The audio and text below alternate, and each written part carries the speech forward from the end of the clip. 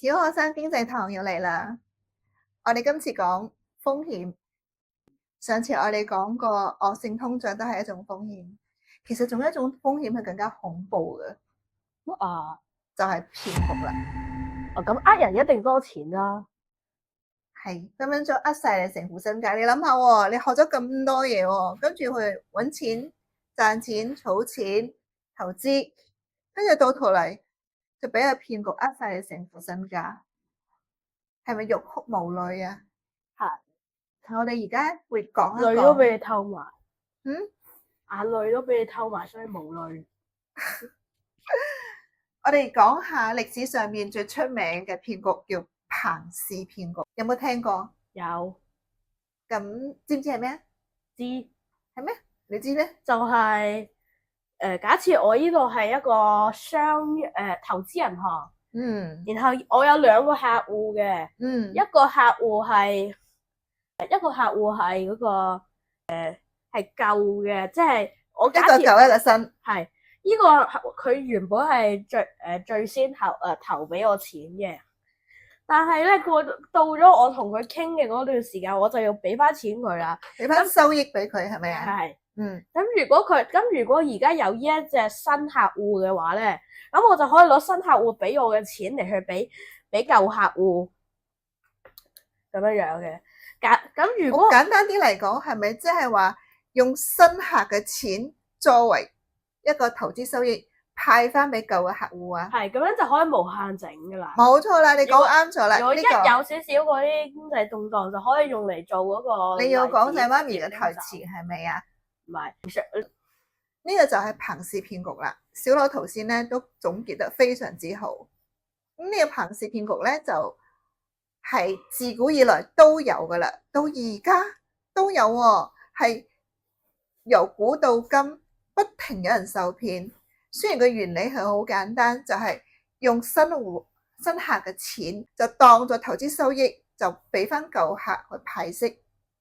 但係點解咁多人都會受騙嘅咧？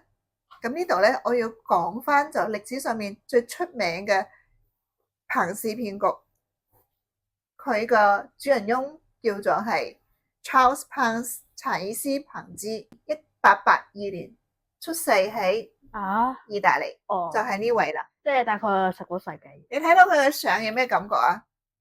就正常歐洲人啊，一個好似好聰明嘅成功人士，係咪啊？睇到有啲似個商界嘅小佬，似商界小佬、商界大佬嚟噶啦呢個。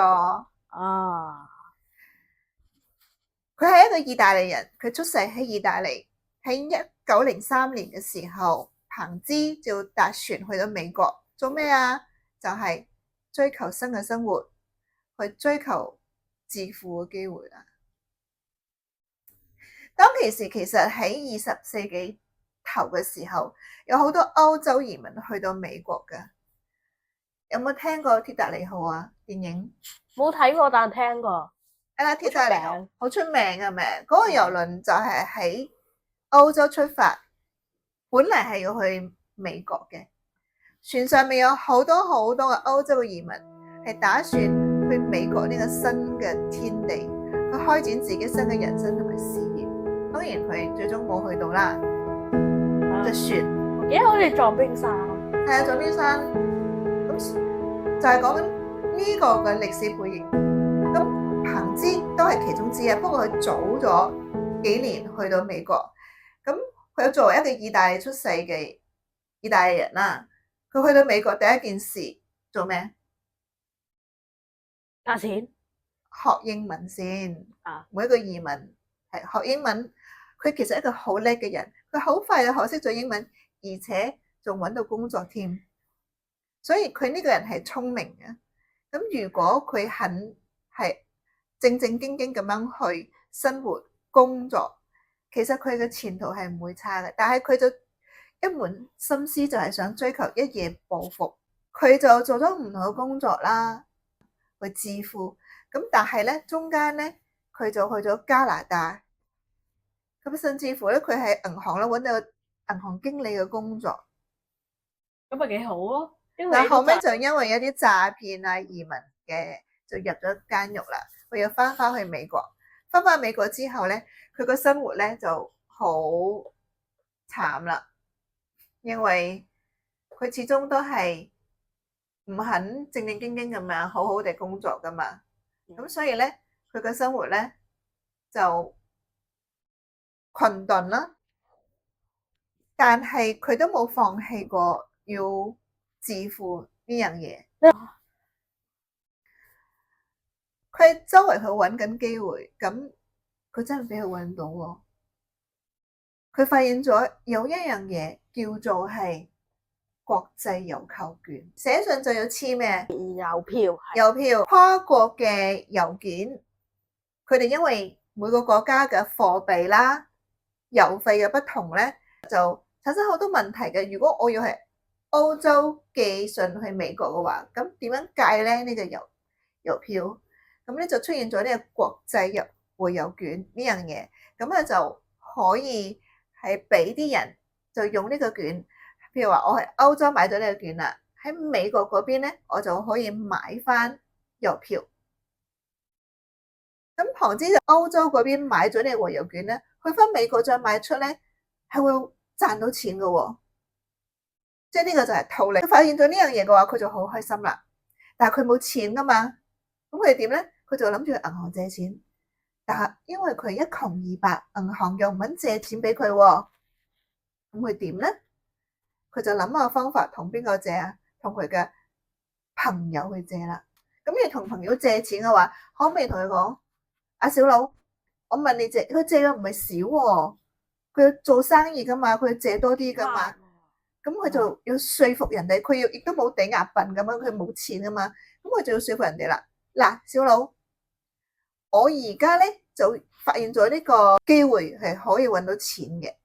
如果你投資我喺我度，我應承你45天可以俾你50% 嘅回報，90天可以俾你100% 嘅回報。即係話，如果你投資喺我呢度1萬蚊，90天3個月之後會有幾多啊？2萬蚊咯！哇，你轉得好快啊！呢個投資收益點啊？得係得。但係乜嘢？你寫欠條就得，寫欠條唔係喎，我係當投資喎，我咪問你借錢喎，即係話你啲錢投資喺我度，我應承咗俾咁嘅收益你喎。當然佢哋會簽嘅，係啊，佢哋會簽咯，係啦，都係得。咁好啦，我哋而家講一講翻當其時嘅歷史背景。喺20世紀頭嘅時候，美國有好多歐洲嘅新移民，佢哋咧就追求同阿彭之一樣啦，大家都係好想急於揾錢嘅，但係同時之間佢哋金融知識都冇咁多冇咁豐富啊。第一來就係話佢哋冇咁多學習嘅途徑啦，即係我哋而家學習，我哋可以去 YouTube 啦，問 AI 啦，上堂啦，係咪啊？或者係睇好多唔同嘅嘢。咁但當其時啲人學習途徑係乜嘢？有錢咪可以去上堂咯，即係學校咯咁樣，又或者係可以睇書啦。但係冇錢只可以點樣啊？點啊？咪聽人講咯，你講我就信噶啦，係咪啊？你仲係我嘅朋友，對不對？咁其實第一批人都係半信半疑嘅。哇，你講到3個月可以有1倍俾我，咁我咪投少少俾你咯。我可能我就投1000蚊俾你啦，100蚊俾你。點知3個月之後，彭之真係俾翻佢哋喎。咁收到錢之後就覺得點樣？啊，呢個人講嘅嘢係真噶喎。咁啊，信任度就提高咗。信任度提高咗之後，佢自己會再投入多啲錢。佢可能會同佢啲朋友講話。喂，有一個咁樣嘅機會喎，大家一齊投資，一齊賺錢啦！一傳十，十傳百，好短嘅時間，彭之嘅資金就源源不絕咁樣就湧咗嚟去佢嗰度。最高峰嗰陣時，佢需要用6個人去幫佢收錢。係啦，如果咪收唔切啊啲錢，佢越嚟越多人去加入嘅時候，咁佢就會越嚟越多嘅資金係可以維持翻個騙局。咁我哋講翻龐茲啦。咁龐茲咧，佢當其時嘅生意或者話佢嘅騙局係越做越大，大到發生咩事咧？開始除咗，因為佢最先 target 係咩人啊？朋友、親朋好友。佢係邊個？佢係意大利人，所以佢最先 target 係意大利移民，大家同聲同氣啊嘛。到最後嘅時候咧，越嚟越多人去參加啦，大家都攞到錢喎。你又攞到，我擺入錢又攞到，佢擺咗錢佢又攞到，冇一個人攞唔到錢。咁大家咪更加深信佢所講嘅國際回郵權係可以幫佢哋揾到錢咯。在最高峰嘅時候，當地喺波士頓，甚至乎有唔少嘅富豪將啲錢交咗俾佢，甚至乎波士頓有3/4嘅警察都喺佢嗰度投資。你可想而知佢嘅規模係有幾大。最後尾就發生咩事呢？就開始咧，越嚟越多人去投資嘅時候，開始有質疑嘅聲音啦。咁呢個質疑嘅聲音咧，就來自傳媒。咁有個報紙叫波士頓郵報，就質疑咗佢，就話佢呢個回郵券應該冇可能咁賺錢嘅喎。佢呢個方法係冇可能賺到咁多嘅錢。知咧就話波士頓郵報誹謗佢，甚至乎同佢打官司去告佢，告呢間報紙。我覺得告就唔使啦，因為理論上你只要你資金更加多，資金有無限多嘅話，咁你大量進貨已經可以降少少成本啦。咁你大量進貨完賣咗，咁越多嘅嘢，咁你差價咪越多。你理論上只要你有無限嘅資金，咁你賺嘅錢係真係多。問題就係話，因為有傳媒質疑啊嘛。咁有傳媒質疑嘅情況之下，啲人嘅信心係咪會冇咗？只要你同佢咁樣講，基本上應該都冇乜。係咯，唔單止會冇新嘅資金入爐，仲舊嘅人可能會撤資啊嘛。咁成個騙局未崩塌咗咯。所以佢將嗰個波士頓郵報咧告上去法庭。最諷刺嘅係佢贏咗。波士頓郵報咧，仲要賠錢俾佢，跟住咧佢就大肆宣傳啦。嗱，我打官司啦，證明咗我嘅清白啦，所以我呢個唔係騙局，我只係俾人誹謗啫。嗱，佢經過你今次嘅官司之後，佢更加多嘅資金湧入嚟，但係始終都係會有質疑嘅聲音。呢個傳媒報紙波士頓郵報咧，鍥而不捨咁樣再度揭發佢，大家又驚啦，又驚嘅時候點啊？就排隊去因為佢嗰陣時將啲資金擺喺銀行度啊嘛，咁佢就排隊去銀行，又將啲資金提出嚟。呢個龐茲咧都係一個之前所講，佢係一個好叻嘅人，係咪啊？佢唔單止叻呃人，仲叻做戲。佢見到咁多人排隊，佢就話：你哋放心，你要幾多，我都可以俾翻晒你啲錢嘅，連埋本連埋利息俾翻晒你。佢就叫人咧就派咖啡同埋呢個三文治俾排隊嗰人，俾佢慢慢等，慢慢排。仲講女士優先，女士可以優先將啲錢拎出嚟。咁啲人見到佢咁淡定，又點啊？又覺得又信佢，咁佢個第二次危機又化解咗啦。所以呢樣嘢咧，喺一個騙局裏邊咧，你其實咧有好多唔同嘅方法，令到你再次相信佢嘅。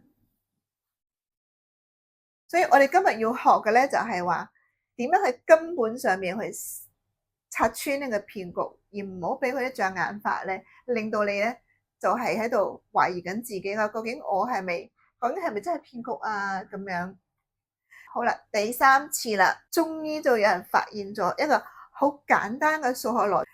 你話你係靠呢個國際回郵券去賺錢噶嘛？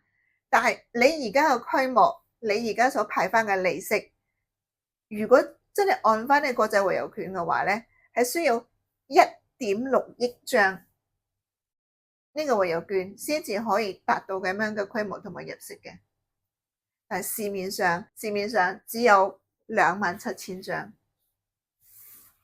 呢個就係一個好簡單嘅數字，所以咧喺邏輯上面咧，佢係冇可能係有呢個咁樣嘅佢所講嘅收益。終於喺咁多人嘅質疑嘅聲音之後咧，佢喺1920年咧就走去自首，就話我真係呃咗人啦，有好多嘅人一生嘅積蓄咧係冇晒啦。可能所以呢個人佢唔係第一個去設立咗呢個騙局，亦都唔係最後一個，但係佢最出名一個就係呢個 Charles Ponzi。唔係第一個咩？佢唔係第一個㗎。其實喺好耐之前都已經出現咗呢個，就係話我攞你嘅錢去填補之前嘅人投資嗰啲收益。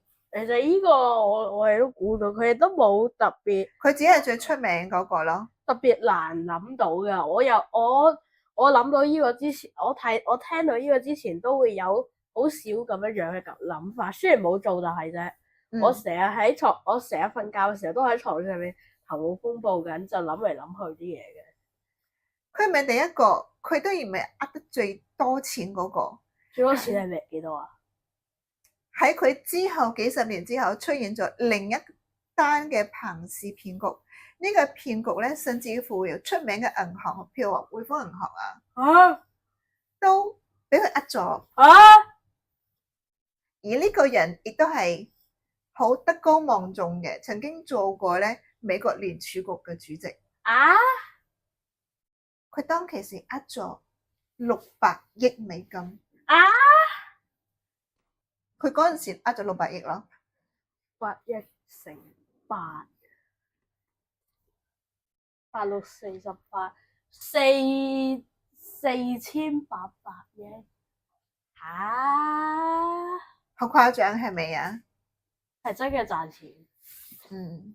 所以龐氏騙局咧係一個好經典嘅騙局，即使到依家都可能會有人可能同你講話，小佬，我知道有一個賺錢嘅機會，佢咧可以保本之餘，仲可以咧每年有幾多個收益。咁可能同你講嗰個咧係你最信任嘅人，你最信任嘅朋友。騙局嘅呢個應該唔使驚，我朋友頭先我所講嗰個呃咗600億嗰個，有機會我哋會再講，嗰個係更加大規模，係更加誇張嘅龐氏騙局。你諗下喎，就算一啲專業人士都會墮入呢啲其實係非常之簡單嘅機制嘅騙局。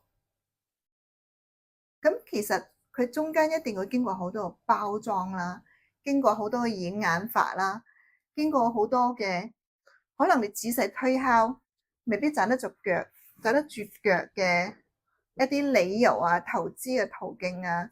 但係正正因為佢包裝得好高大上，係令到你係相信咗。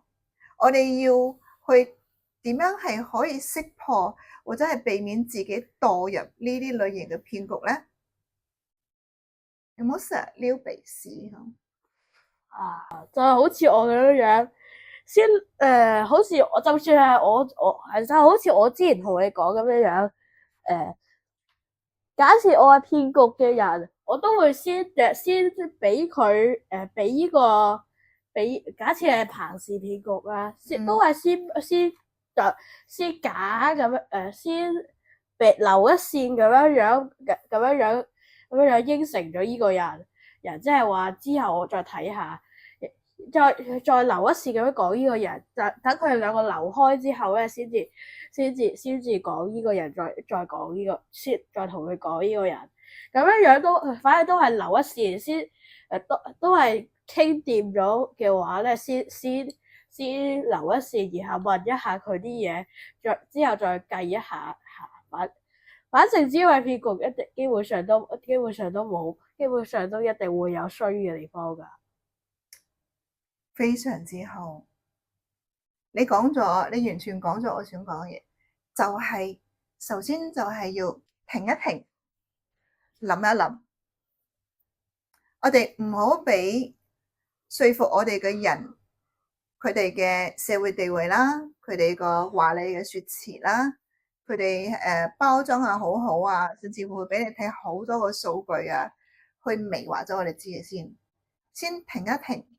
諗一諗，佢所講嘅嘢係咪有理由，係咪有道理？係咪有道理咧？我哋就必須要係清晰嘅。無論你係通過任何嘅資產去作為投資嘅時候，相關嘅資產實際上合理嘅回報應該係乜嘢？係咪？反正唔會到1/2咁多。冇錯，我哋要理解就係話風險同投資之間嘅關係。我俾你睇一睇呢張圖，風險同回報嘅關係啦。我就想用呢種圖，雖然我自己腦入邊都有一種圖，不過我好難清晰咁樣睇到。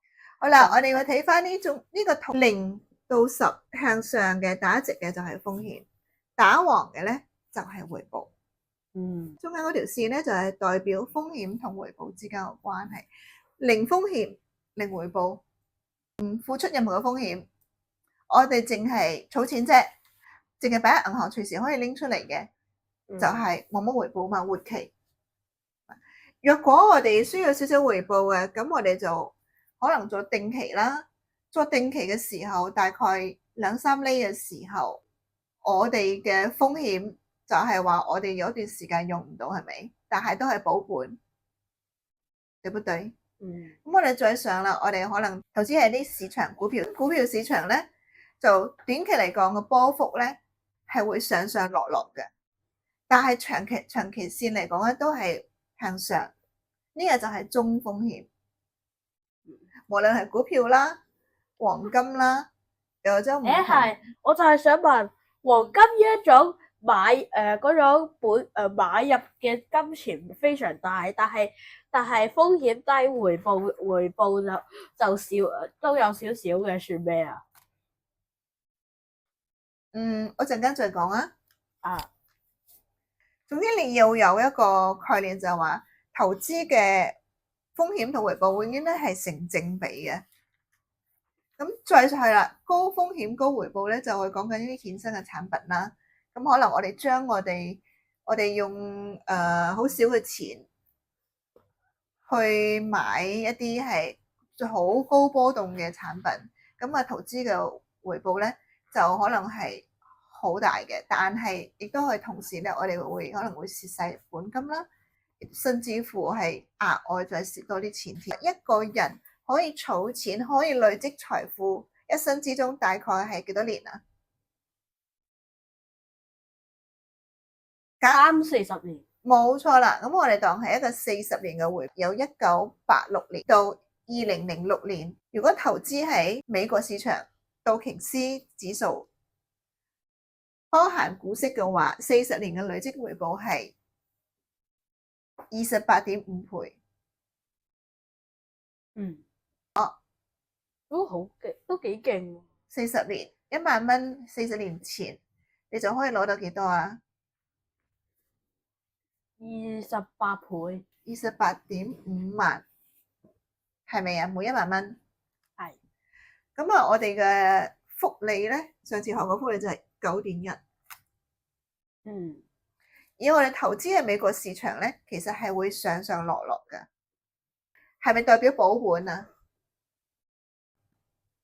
唔一定，唔一定保本嘅喎，唔一定保本嘅話，都只係黃金大概6.5%。咁即係話，如果有人同你講小佬，我有一單投資係保本嘅，但係年利率係20%，好穩陣噶。第一個聽到呢個諗法，你第一樣嘢你會諗啲乜嘢？20%，都幾高下。保本，咁你賺到錢，因為就係波動好大，你見好就收就賺咗嗰啲嘅差價。因為就係你大量咁樣買，啱啱好賺到少少就直接收，咁樣先可以大量賺錢。第一種係波動好大，但係你賺錢，但係咧你啱啱好運氣超好，一路升漲，然後漲到好多嘅時候，你再收咁樣先可以賺到好多錢。因為就係你買一大堆嘢，又升一啲就賣晒，咁樣都先可以賺到嗰啲錢。但係兩個都唔保本啊，因為就係你將所有嘢都落晒喺你嗰大堆嘢落晒喺你手度，亦仲一直喺度跌，因為就係你嗰個嘢就一直喺度跌。一直喺度跌。唔應該講都係按照佢咁樣講嘅，按照佢賺錢咁樣，嗰個一大堆貨一跌少少，咁你成堆貨就落喺你手上面，就一下就冇就賺少咗一大堆少咗啲錢，只要蝕咗你原本買嘅嗰個本，因為就係佢一直喺度因為就係你買好少，但一直喺度跌。每個都唔保本噶，即係簡單嚟講就係你錢你就係你投資嘅就係按你嘅低買高賣，低嘅時候買個股票，高嘅時候買個股票，咁低買高賣永遠都會蝕錢噶啦。好啦，其實咧就係話我哋要了解清楚對方所投資嘅資產係啲乜嘢。佢係咪真係會有佢所講嘅呢個收益？正如呢幅圖裏邊咧，就低風險低回報，高風險高回報，中風險中回報，有冇可能係低風險同埋高回報？喺綠色呢個區域咧係可以嘅，但係紅色嘅區域係冇可能會產生嘅。咁高風險低回報嘅有啦。有高風險低回報嘅，好多人都係高風險低回報嘅。例如咧，例如佢哋唔去做一啲學習或者係了解，就衝落去一啲高風險嘅市場裏邊，跟住就買賣，受咗好大嘅風險，但係佢嘅收益好低。呢個佢唔做一啲嘢嘅話，佢可能自己都。我覺得最有機會、最蝕得錢最多，可能就係睇咗小片，自己覺得自己好勁嘅。因為你唔做一啲調查，呢個投資市場係一個殘酷嘅市場嚟嘅，因為好多人參與。咁你要知道咧，全世界嘅叻人咧都希望呢個投資市場啦去搵到錢嘅。所以咧，你唔好有個僥倖嘅心理，就我可以付出好低嘅風險，就可以攞到高嘅回報。所以我覺得，如果你一定要我去投資市場嘅話，我覺得我應該只會跟住大陸攞一啲投資大佬揀。首先你要理解就聽唔聽得明人哋講嘅嘢先。人哋嘅思維啊，人哋嘅諗法，你係咪真係完全明白？呢個第一樣嘢啦。咁第二樣嘢就係話係你首先要記住一啲基本嘅金融知識。基本係一定要噶啦，反正你大概會知道就係話，若果我長期投資喺美國股票市場，大概係點樣嘅收益？如果有人同你講佢可以做到多2倍、3倍嘅，一定唔得噶啦。唔係一定唔得，但同時之間係保本嘅。咁呢個就一定呢個就好有問題啦。有啲人就係既追求高嘅回報，但係又期待自己嘅本金係唔蝕，呢個係不切實際嘅。所以我哋一定要去諗清楚我哋所需要，我哋可以付出嘅風險係點樣。我反正就係有一個合理嘅預期。都係嗰句話，所有嘢都要留一線先調查再做。冇錯冇錯，同埋我哋真係要知道就係話過去長期過後資產佢哋嘅收益係點樣，譬如黃金啊、美國股票啦，或者係我哋嘅恒生指數啦。咁呢個咧就係過去嗰40年嘅情況。所以有第時有人同你講我係多過呢個嘅，一定會有問題。我哋而家市面上可以保多數都係啲銀行定期啦，呢個基本上都係美國國庫債券啦，但係咧嘅利息咧都唔會超過目前嚟講都唔會超過5%。係呢個應該，因為你一定要保本嘅話，咁佢嘅風險，咁佢債市一定低噶啦。即係話，如果有人同你講可以同時保本，亦都可以同時可以賺取超過5%、6% 嘅話，呢個一定係乜嘢啊？詐騙，一定係有問題。咁你要提高警覺啊！就話點解呢個人係可以做到咁樣嘅收益，就可以避免好多嘅騙局啦。我哋講完呢個風險同投資回報，有冇啲咩問媽咪？冇喎，冇啦，完全好清晰。都幾透徹下。總體嚟講，宗旨就係做事留一線，做人唔好貪心。好啦，好啦，我哋講完啦，拜拜。拜拜。